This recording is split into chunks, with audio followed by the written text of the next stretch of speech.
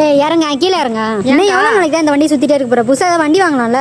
ஏன்க்கா நீ வேற புது வண்டி எல்லாம் வாங்கினா 1 லட்சம் ரூபாய்க்கு மேல கேக்குறாங்க. நான் லூசு, அங்க இ பைக்கை வெறும் 36,000க்கே கொடுத்துட்டு இருக்காங்க. என்னக்கா சொல்றீங்க? வெறும் 36,000க்கா?